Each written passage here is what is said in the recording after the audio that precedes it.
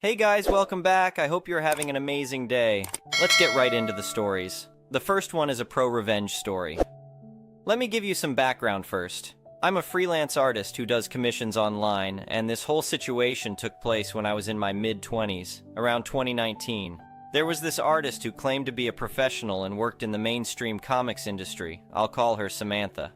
I started noticing how Samantha's artwork looked incredibly similar to some popular animated shows and movies I'd seen before. After doing some research, I found that her pieces were almost exact copies of official art from those properties. She was blatantly tracing and reproducing copyrighted artwork, then selling prints and merchandise based on those plagiarized designs through her online store. There was no attempt to transform or parody the original work, it was just straight-up theft. I reached out to Samantha privately, explained the situation, and warned her about the legal risks of copyright infringement. Artists have been sued for hundreds of thousands of dollars and even faced jail time for this kind of thing. Instead of taking it seriously, she lashed out at me, called me a liar, and posted about our exchange on social media, tagging my accounts. That's when the harassment started. Samantha's fans, including her little clique of artist friends, bombarded me with vile messages, insults about my art, and even death threats. It was a full-on campaign of cyberbullying that lasted for weeks. I had panic attacks from the constant barrage of hate. The final straw was when Samantha directly traced one of my original character designs and started selling merchandise based on my art without permission or credit. At that point, I didn't know how to find a lawyer or what legal options I had.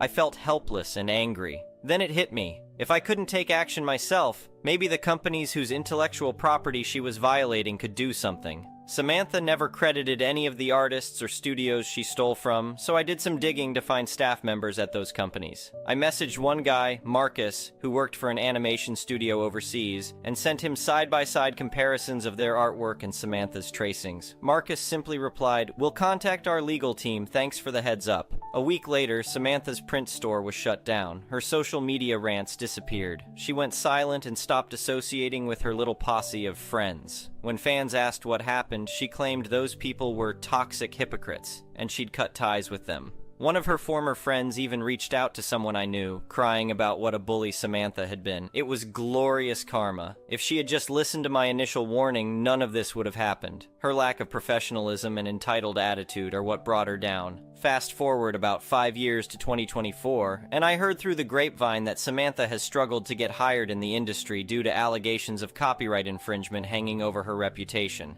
Apparently, Marcus's company ended up suing her over the art theft, which was a huge black mark on her record. So, in summary, I gave Samantha a chance to stop infringing copyrights, but she arrogantly brushed it off. When she stole my own art, I tipped off a company she'd plagiarized, and they took legal action that ultimately ruined her business and tarnished her career prospects. The next one is an entitled People Story. My wife Jane and I worked hard to be able to afford our dream home, a beautiful house overlooking the ocean. The panoramic view of the sparkling blue water was the main reason we fell in love with the place. We looked forward to unwinding on the balcony with a glass of wine, soaking in the gorgeous sunsets each evening. A few months after moving in, we got new neighbors, the Johnsons. They seemed nice enough at first, but it wasn't long before problems started cropping up. It began small, complaints about noise if we had friends over on the weekend. Then they started hassling us if we parked too close to their driveway. We tried to keep the peace, but it was clear they viewed us as an inconvenience. The real issues began when Mr. Johnson started constructing a massive wall on their property. I'm talking a gigantic 26-foot concrete monstrosity. It completely blocked our view of the ocean. Our jaw-dropping sunsets were replaced by a stark gray eyesore. I walked over and kindly asked if they could build the wall on the other end of their land since it ruined our view. Mr. Johnson brushed me off, claiming he could do whatever he wanted on his property.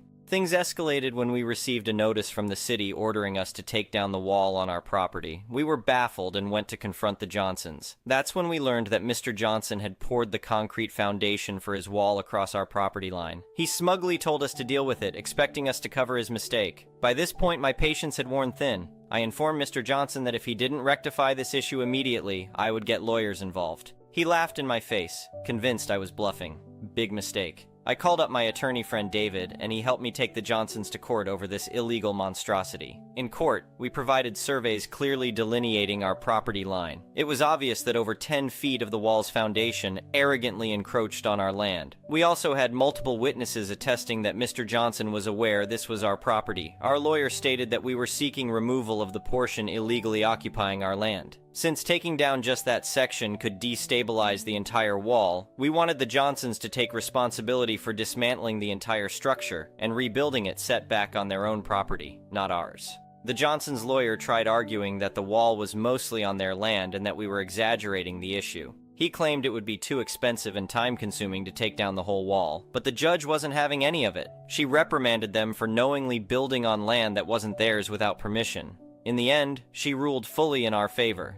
The Johnsons were ordered to demolish the entire illegal wall at their own expense. They were also fined for trespassing and forced to pay damages for the headache they caused us. As if that wasn't enough, the judge also mandated they build the new wall at least 50 feet back from the property line on their own land. She forbade them from selling the house until this was done so that they couldn't pawn the problem off on some other unsuspecting buyer. The look of disbelief on the Johnsons' faces was priceless. They never expected their underhanded scheme would backfire so spectacularly. But justice was served. Their selfish, illegal wall was torn down shortly after, and they were left with hefty fines, plus the cost of rebuilding further within their own property lines. Now, with that eyesore gone, our view is back and more breathtaking than ever. Jane and I are finally able to enjoy the stunning vistas from our balcony again. The Johnsons definitely learned their lesson. Don't mess with us. All their scheming to block our view only ended up costing them big time in the end. This goes to show, bullies like them may think they can get away with acting entitled and disregarding the rules. But if you stand up for yourself and fight back legally, you can topple their lies. It may take some time and effort, but the justice system can work in your favor. We're just glad we got the ocean view back that we rightfully deserve to enjoy. The next one is a petty revenge story. So, this happened about 20 years ago. We had lived in a small terraced property for about a year before our neighbors changed. These were 100-year-old cold and uninsulated homes, and the walls between them didn't block noise particularly well.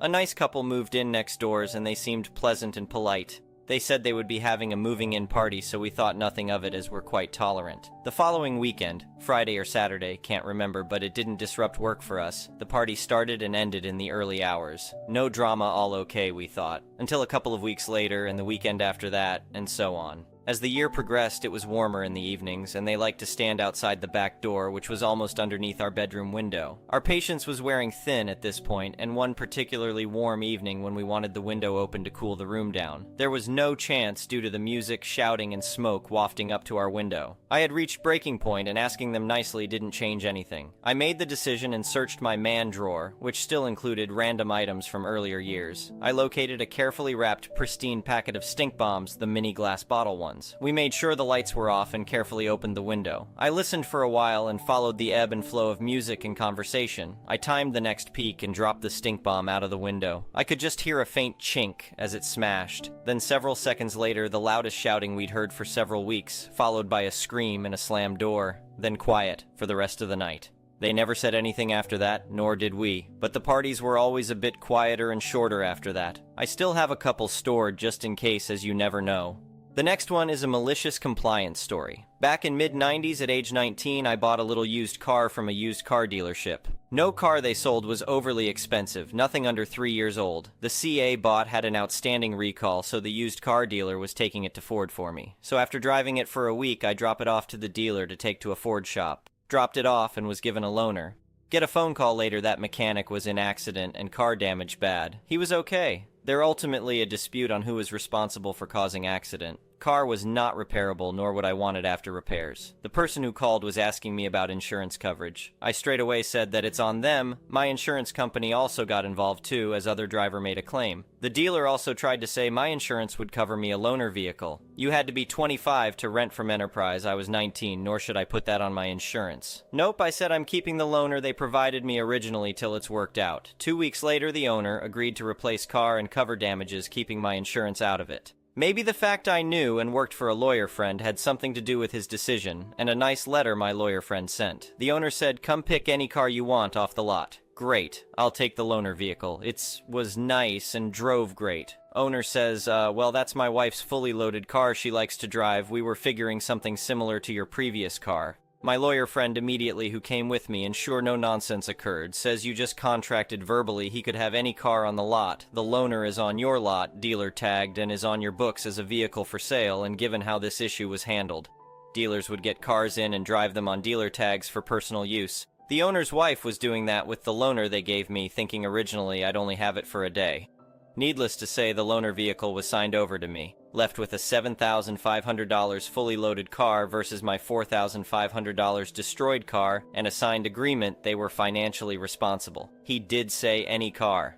The next one is an entitled people story. I met my friend back in 2019 during college. We were really friends instantly and we had so much in common. But since life has moved on and we both changed, I really don't recognize her. The confident and bold girl I met isn't there anymore. My friend met her boyfriend back in 2022, and it's been horrible ever since. She has told me she thinks he's cheating on her, how emotionally abusive he is towards her, the way he screams at her, and that he encouraged her to not take birth control, and that they have unprotected intimacy. So from what she told me, I never had a liking towards this guy, but they always break up just to get back together, so this guy isn't going anywhere. My friend goes from crying over what he says and does to being so happy in a state of euphoria. It's a constant up and down of emotions. I'm engaged to the person I would love to call my soulmate. We have been together for 2 years. When we first started our relationship, my friend told me how important it is that she befriends my fiancé and that they have a good friendship. I agreed and included her in our hangouts. There have been many times I told her to let her boyfriend join us. I thought it's unfair to judge a person I never met, and I should give him a chance. My friend always pushed off the idea of a double date or would say we should do it, but never fall through. I know she would even go on a double date with her coworker. I thought maybe they have more in common because they work together. I only met her boyfriend once, and it was very awkward. We were going shopping, and she told me that her boyfriend texted her that he's cold at work. She ended up buying him a $130 jacket, and we had to go drop it off to him.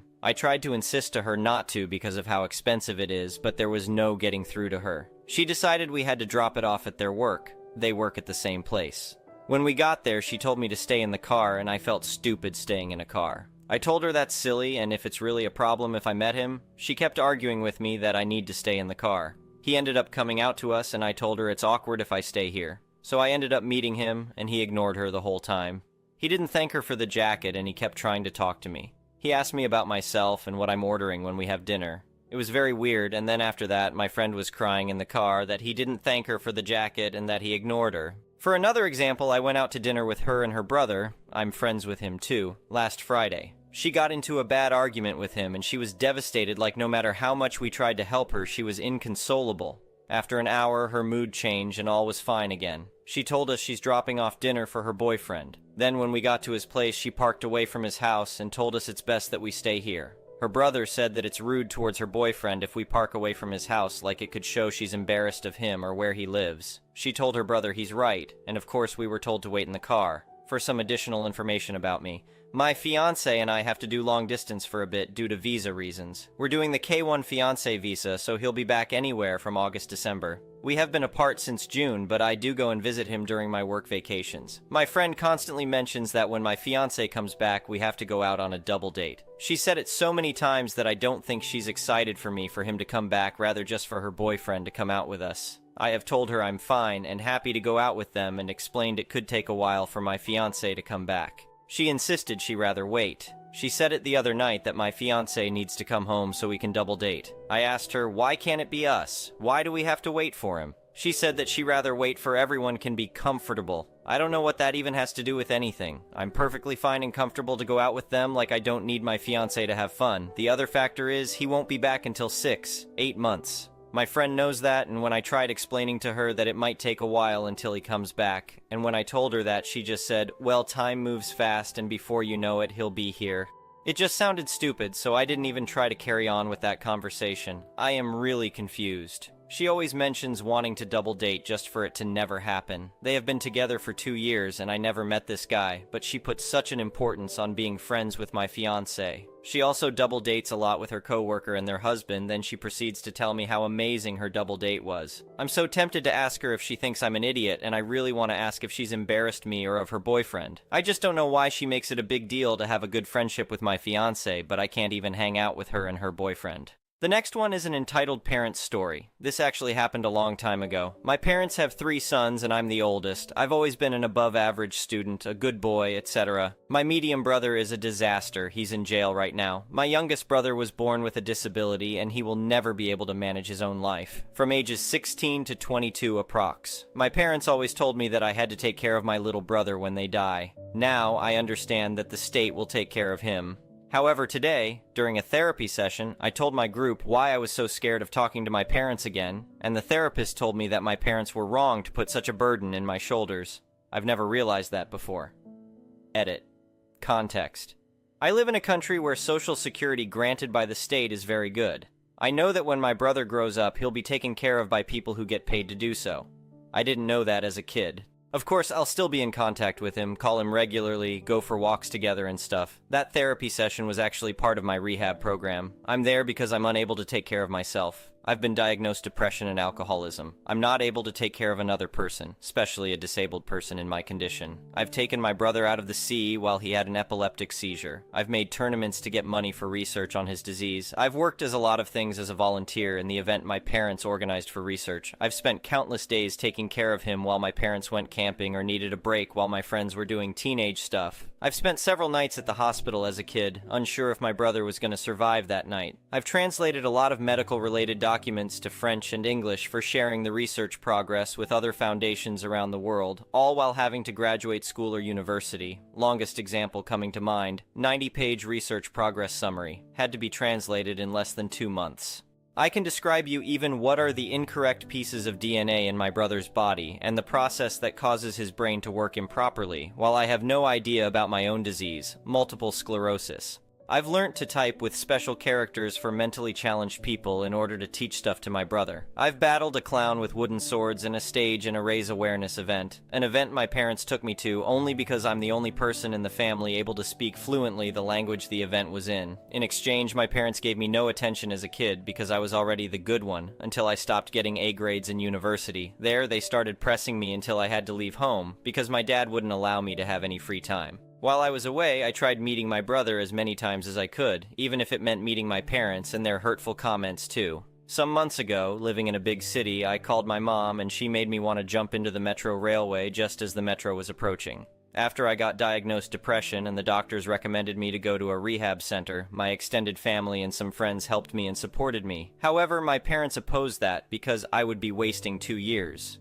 The next one is an entitled parent's story. So this happened last weekend. I was flying out of JFK Airport in New York, aka one of the worst airports in the US, trying to not catch the plague. Double mask duck, yeah. When I was in the TSA line, I was surrounded by 2 families. A mom and her son behind me and 2 parents with 2 boys in front of me. The mom in front of me was tired, like she was sitting on a big carry-on bag while her husband wheeled her about tired. Dad was so focused on mom not falling off the suitcase that the boys were just darting about and trying to play with the boy behind me as well. It's 6:30 a.m., I am on 2 hours of sleep, so the world is just too much for me. But I also worked at a special needs preschool for 2 years prior to becoming a therapist, so I know how to wrangle kids on minimal sleep. I go into crowd control mode, asking the boys about their interests but reminding them we have to be quiet to talk about them. I find out the brothers are Eric, 9, and Daniel, 6, and they are really excited about going on a plane. The boys start having a quiet convo about Minecraft. The mom behind me thanks me, and we actually have a nice chat about me previously working in the special needs school and how fun it was. An hour and a half later, I am boarding my plane and I see the tired mom like 5 rows back from where I was seated. She's at a window seat and she's already passed out.